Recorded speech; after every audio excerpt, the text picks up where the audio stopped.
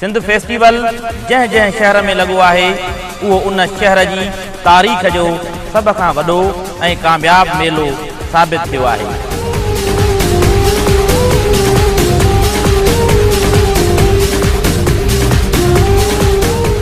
Sindh festival जिते माण्हुनि जो समुंड छुलकी पवे थो।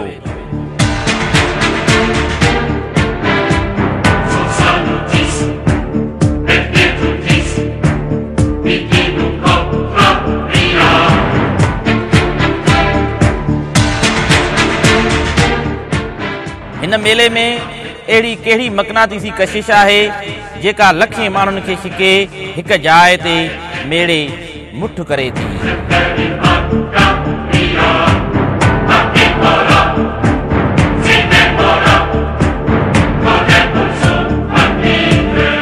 सिक्योरिटी जा शानदार इंतजाम, नज़्मो ज़ब्त, तफ़रीह जा बेमिसाल मौक़िया,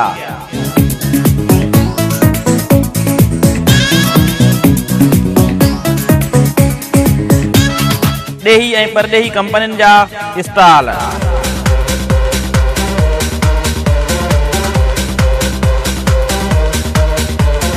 ॿारनि लाइ किड्स ज़ोन ऐं प्ले एरिया,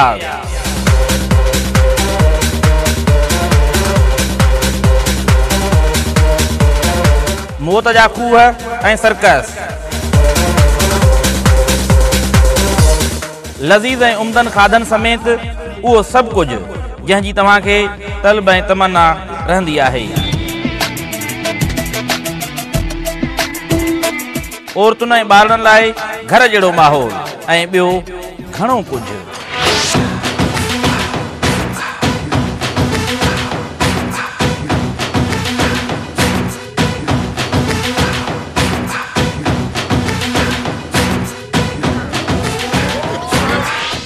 रंगारंग तकरीबूं, रोशनियूं ऐं मन खे मोहींदड़ मंज़र त हर पासे हूंदा ई हूंदा, पर सिंध समेत मुल्क जा चोटी जा फ़नकार पंहिंजे सुरनि, साज़नि, आवाज़नि ऐं अंदाज़नि सां माण्हुनि खे मदमस्त बणाईंदा।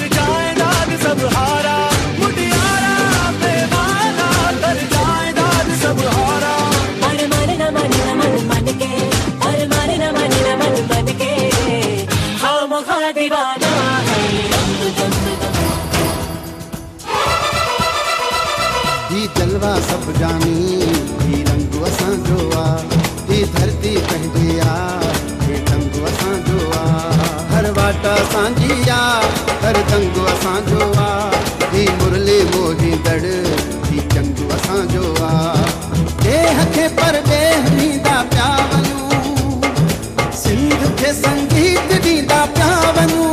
त पोइ अचण न विसारींदा 3 ॾींहनि वारे सिंध फेस्टिवल सखर में 30-31 मार्च ऐं 1 अप्रैल ते पब्लिक स्कूल ग्राउंड सखर। स्टॉलनि जी बुकिंग ऐं टिकट लाइ राब्तो करियो dolphin bakers Sukkur. Phone number 07156202277, mobile 0300 311 8737।